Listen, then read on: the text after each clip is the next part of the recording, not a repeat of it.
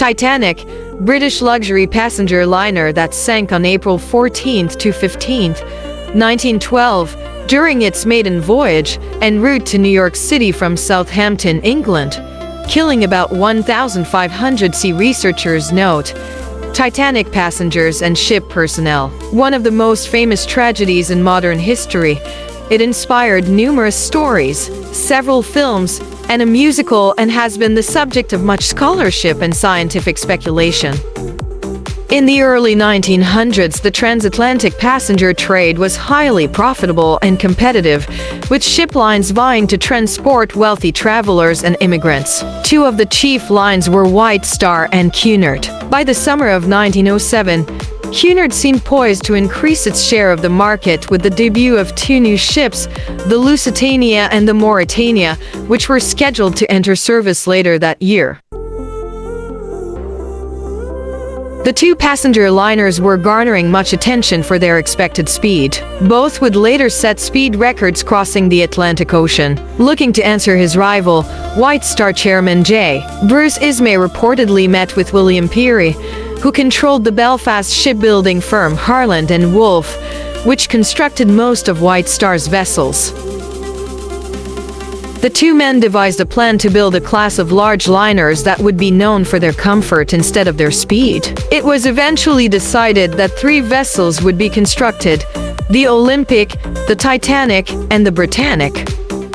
On March 31, 1909, some 3 months after work began on the Olympic, the keel was laid for the Titanic. The two ships were built side by side in a specially constructed gantry that could accommodate their unprecedented size. The sister ships were largely designed by Thomas Andrews of Harland and Wolff. In addition to ornate decorations, the Titanic featured an immense first-class dining saloon, 4 elevators, and a swimming pool. Its second-class accommodations were comparable to first-class features on other ships, and its third-class offerings, although modest, were still noted for their relative comfort. As to safety elements, the Titanic had 16 compartments that included doors which could be closed from the bridge, so that water could be contained in the event the hull was breached. Although they were presumed to be watertight, the bulkheads were not capped at the top. The ship's builders claimed that 4 of the compartments could be flooded without endangering the liner's buoyancy. The system led many to claim that the Titanic was unsinkable. Following completion of the hull and main superstructure, the Titanic was launched on May 31, 1911. It then began the fitting out phase, as machinery was loaded into the ship and interior work began. After the Olympic's maiden voyage in June 1911, slight changes were made to the Titanic's design. In early April 1912, the Titanic underwent its sea trials, after which the ship was declared seaworthy. As it prepared to embark on its maiden voyage, the Titanic was one of the largest and most opulent ships in the world. It had a gross registered tonnage carrying capacity of 46,328 tons, and when fully laden the ship displaced weighed more than 52,000 tons. The Titanic was approximately 882.5 feet 269 meters long and about 92.5 feet 2 meters wide at its widest point. On April 10, 1912, the Titanic set sail on its maiden voyage, traveling from Southampton, England, to New York City. Nicknamed the Millionaire's Special, the ship was fittingly captained by Edward J. Smith, who was known as the Millionaire's Captain because of his popularity with wealthy passengers. Indeed, on board were a number of prominent people, including American businessman Benjamin Guggenheim, British journalist William Thomas Stead, and Macy's department store co-owner Isidor Straus and his wife Ida. In addition, Ismay and Andrews were also traveling on the Titanic. The voyage nearly began with a collision, however, when suction from the Titanic caused the docked New York to swing into the giant liner's path. After an hour of maneuverings to prevent the accident, the Titanic was underway. On the evening of April 10th, the ship stopped at Cherbourg, France. The city's dock was too small to accommodate the Titanic, so passengers had to be ferried to and from the ship in tenders.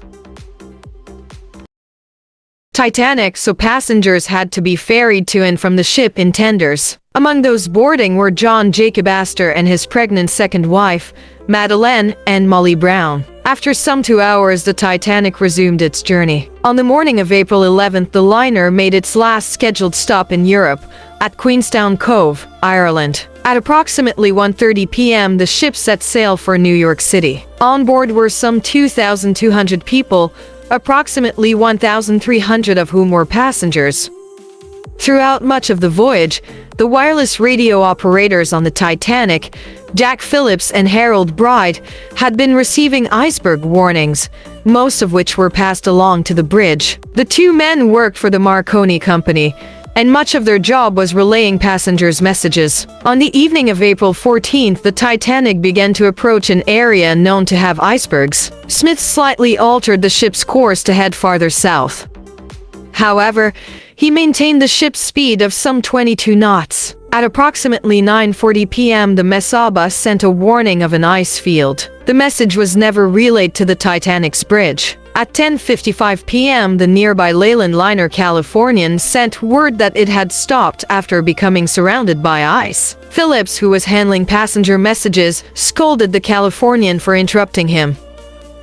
Two lookouts, Frederick Fleet and Reginald Lee, were stationed in the crow's nest of the Titanic. Their task was made difficult by the fact that the ocean was unusually calm that night, because there would be little water breaking at its base, and iceberg would be more difficult to spot. In addition, the crow's nest binoculars were missing. At approximately 11:40 p.m., about 400 nautical miles 740 km south of Newfoundland, Canada, an iceberg was sighted, and the bridge was notified.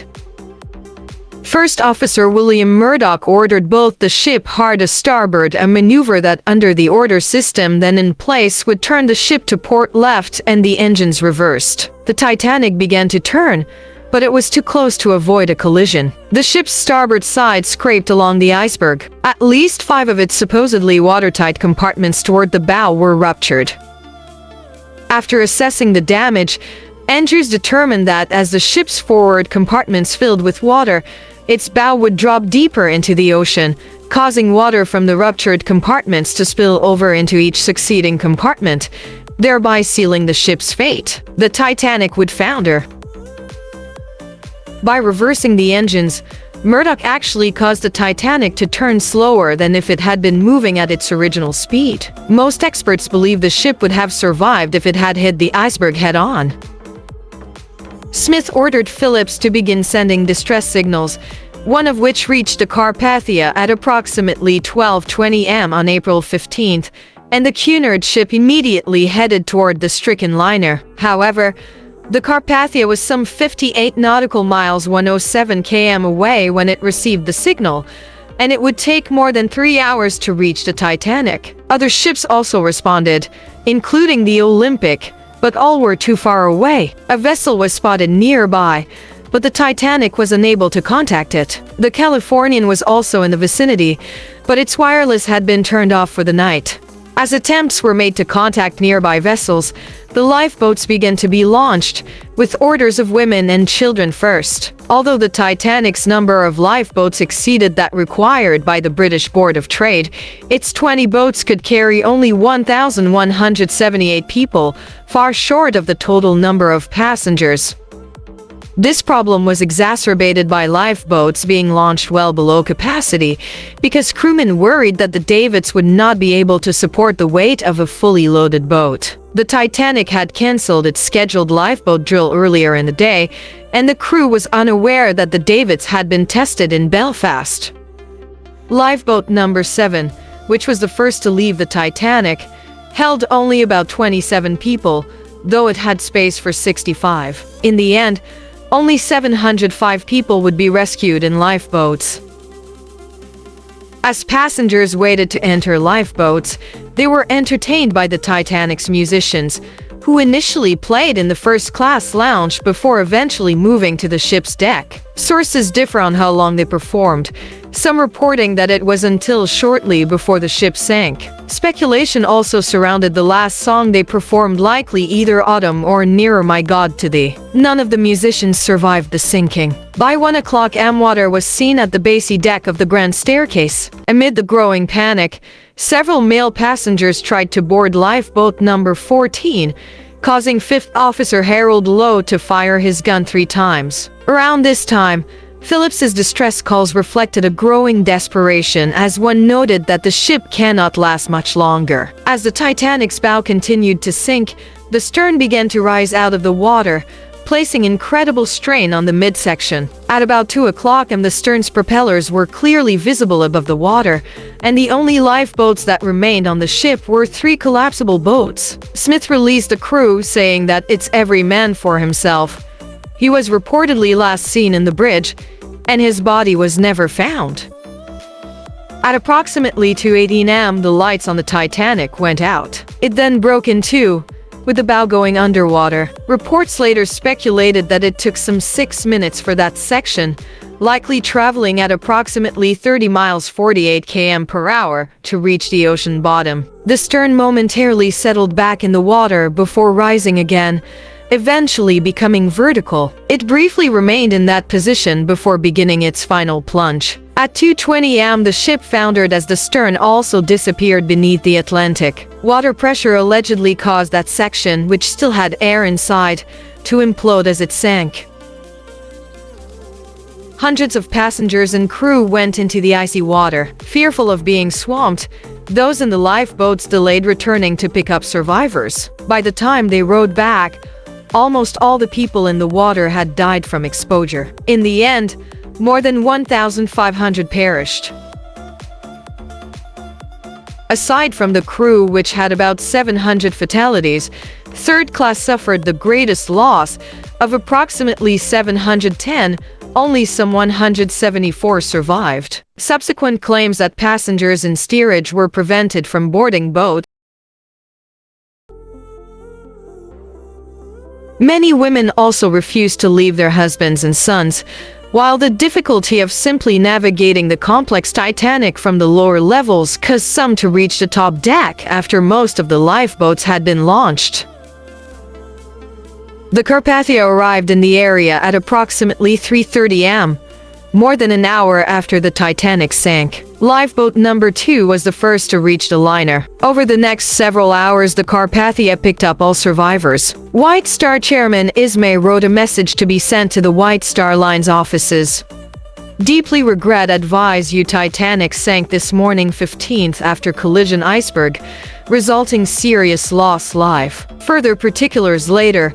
At approximately 8:30 am, the Californian arrived, having heard the news some 3 hours earlier. Shortly before 9 o'clock am, the Carpathia headed for New York City, where it arrived to massive crowds on April 18th. Although the majority of dead were crew members and third-class passengers, many of the air's wealthiest and most prominent families lost members, among them Isidor and Ida Strauss and John Jacob Astor. In the popular mind, the glamour associated with the ship, its maiden voyage, and its notable passengers magnified the tragedy of its sinking. Legends arose almost immediately about the night's events, those who had died, and those who survived. Heroes and heroines such as American Molly Brown, who helped command a lifeboat, and Capt. Arthur Henry Rostron of the Carpathia were identified and celebrated by the press. Others, notably Ismay, who had found space in a lifeboat and survived, were vilified. There was a strong desire to explain the disaster, and inquiries into the sinking were held in the United States and Great Britain. The U.S. investigation, which lasted from April 19 to May 25, 1912, was led by General William Alden Smith. In all, more than 80 people were interviewed. Notable witnesses included Second Officer Charles Lightoller, the most senior officer to survive. He defended the actions of his superiors, especially Captain Smith's refusal to decrease the ship's speed. Many passengers testified to the general confusion on the ship. A general warning was never sounded, causing a number of passengers and even crew members to be unaware of the danger for some time. In addition, because a scheduled lifeboat drill had never been held, the lowering of the boats was often haphazard. Perhaps the most scrutinized testimony came from the crew of the Californian, who claimed their ship was some 20 nautical miles 37 km from the Titanic. Crew members saw a ship but said it was too small to be the Titanic.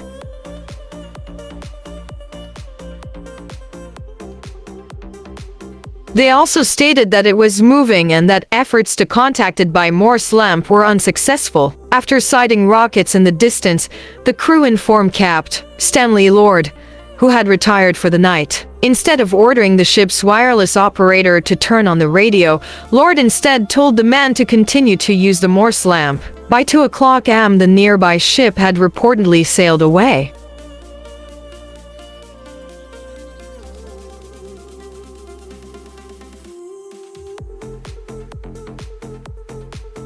In the end, the U.S. investigation faulted the British Board of Trade, to whose laxity of regulation and hasty inspection the world is largely indebted for this awful fatality. Other contributing causes were also noted, including the failure of Captain Smith to slow the Titanic after receiving ice warnings. However, perhaps the strongest criticism was levied at Captain Lord and the Californian.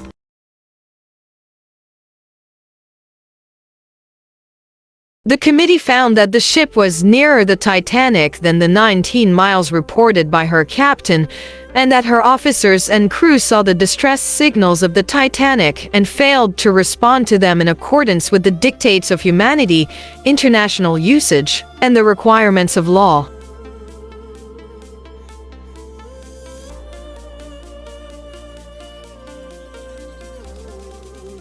In May 1912, the British inquiry began. It was overseen by the British Board of Trade, the same agency that had been derided by U.S. investigators for the insufficient lifeboat requirements. The presiding judge was Sir John Charles Bigham, Lord Mersey. Little new evidence was discovered during the 28 days of testimony. The final report stated that the loss of the said ship was due to collision with an iceberg, brought about by the excessive speed at which the ship was being navigated. However, Mersey also stated that he was not able to blame Captain Smith. He was doing only that which other skilled men would have done in the same position. Captain Lord and the Californian, however, drew sharp rebuke. The British investigators claimed that the liner was some 5-10 nautical miles 919 km from the Titanic, and that she might have saved many, if not all, of the lives that were lost.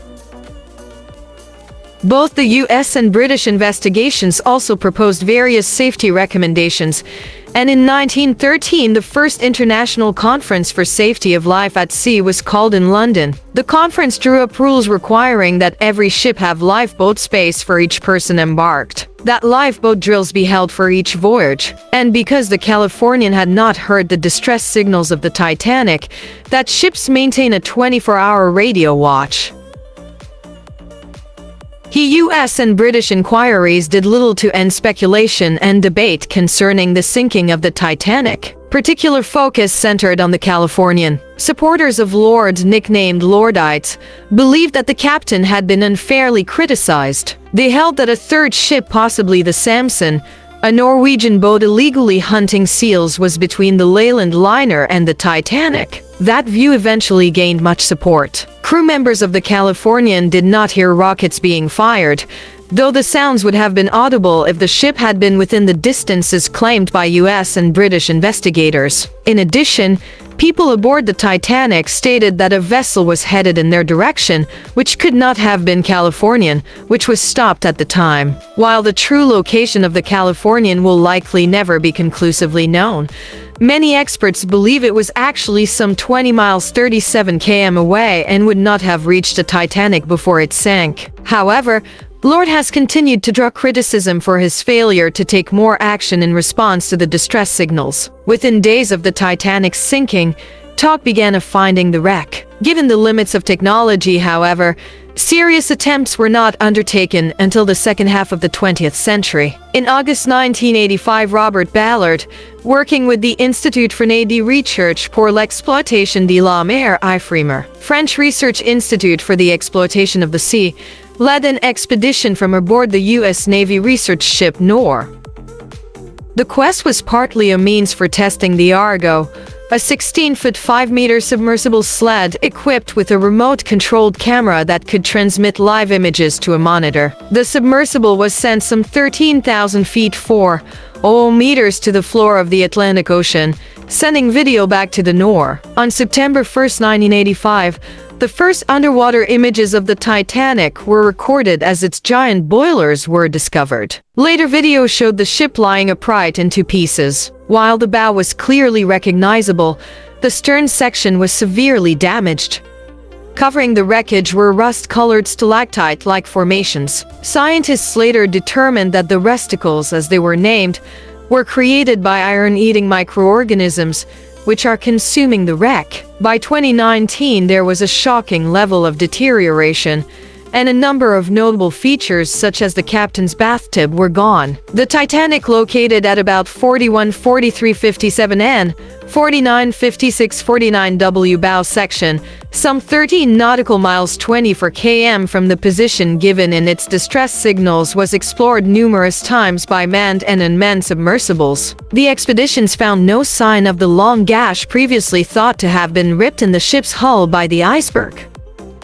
Scientists instead discovered that the collision's impact had produced a series of thin gashes as well as brittle fracturing and separation of seams in the adjacent hull plates, thus allowing water to flood in and sink the ship. In subsequent years, examination of the wreckage as well as paperwork in the builder's archives led to speculation that low-quality steel or weak rivets may have contributed to the Titanic's sinking. The discovery of the Titanic in 1985 began a debate over the retrieval of artifacts. Some believe that the wreckage, the grave to more than 1,000 people, should be left undisturbed. Others, however, cite the historical value of raising items from the ocean floor. In 1987, the American company Titanic Ventures, Inc., later renamed ARMS, Titanic Inc., ARMS, with the assistance of IFREMER and the U.S. Navy, salvaged some 1,800 artifacts, including a pair of glasses, a whiskey bottle, and a leather valise. Later that year, a number of the items appeared in the TV movie Return to the Titanic, Live, and a safe from the wreck was opened on live television. In 1992, the salvager Marex Inc.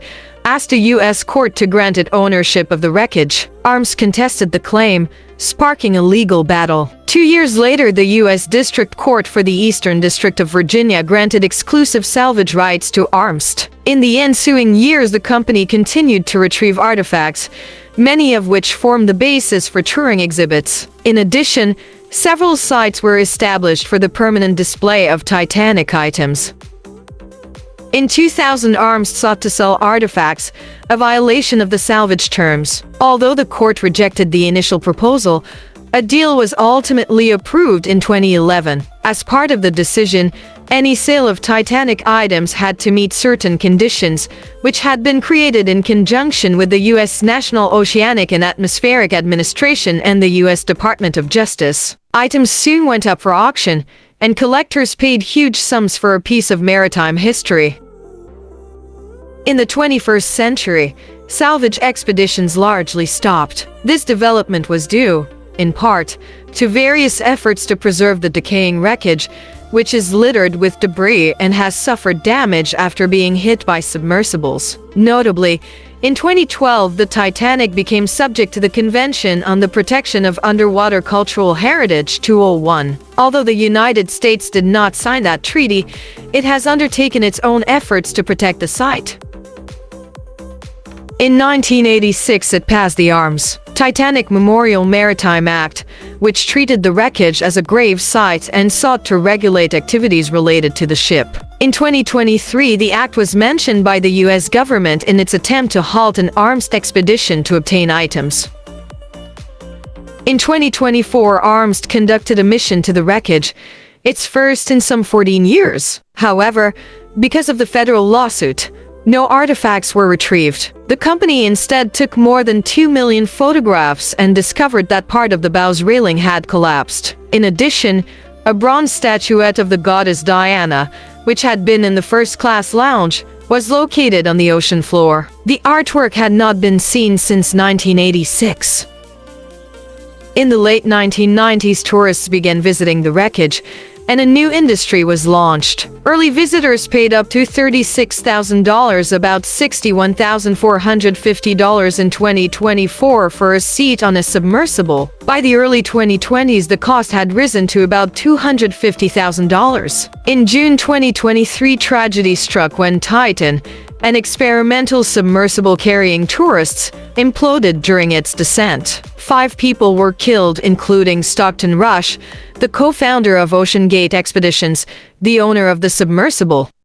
Countless renditions, interpretations, and analyses of the Titanic disaster transformed the ship into a cultural icon. In addition to being the subject of numerous books, the ship has inspired various movies, notably A Night to Remember 1958 and James Cameron's blockbuster Titanic 1997. In addition, there have been numerous TV projects, including a 2012 miniseries written by Julian Fellows. Several museums dedicated to the liner draw thousands of visitors each year. In 2012, the 100th anniversary of the ship's sinking, Titanic Belfast opened on the site of Harland and Wolff's former shipyard, and it became one of the city's most popular tourist attractions. Although the wreck of the Titanic will eventually deteriorate, the famed liner seems unlikely to fade from the public imagination.